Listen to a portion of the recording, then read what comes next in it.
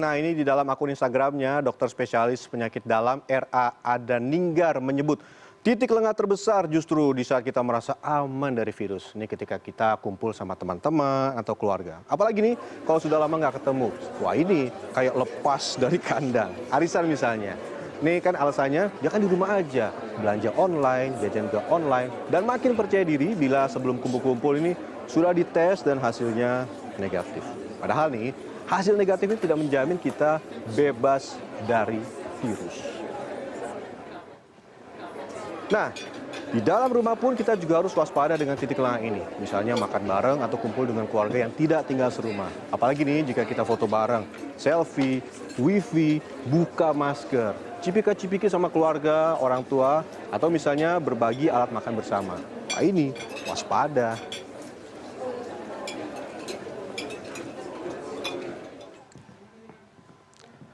Nah, ini titik lengah berikutnya. Sebenarnya ini biasanya kita lebih waspada daripada orang-orang dekat. Tapi kadang-kadang suka lupa juga sih. Ini misalnya kalau ada orang yang tidak tinggal serumah. Ini kalau ada tukang servis AC, atau misalnya kita lagi manggil tukang bersih-bersih kasur, sofa, atau misalnya pegawai rumah yang pulang pergi. Nah, ini para orang tua juga harus waspada bila membiarkan anak-anak bermain dengan teman-temannya tanpa pengawasan dan tanpa menerapkan protokol kesehatan seperti memakai masker. Ini anak-anak biasanya kan lebih cuek ya kalau misalnya main di taman komplek, misalnya main petak umpet atau misalnya sepedaan bareng atau malah maksudnya bagus sih mau belajar bersama. Tapi kadang-kadang suka kumpul bareng, deket-deketan, nggak pakai masker. Wah, ini bisa saling tular-tularan virus.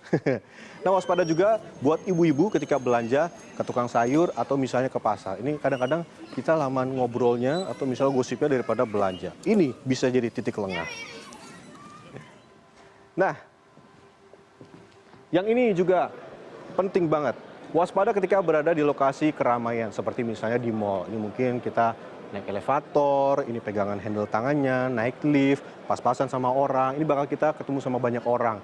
Dan biasanya nih kita di mall ini kita mungkin mau ketemu teman-teman, terus juga makan bersama. Nah, ini perhatikan ventilasi yang tidak terlalu baik, apalagi kalau misalnya berada di dalam ruangan lebih dari 1 jam. Atau bisa juga di bioskop, atau mungkin kita mau olahraga bersama di gym. Nah, ini bisa jadi titik lengah. Bahkan ini kita juga harus waspada dengan titik lengah ini ketika menggunakan transportasi umum.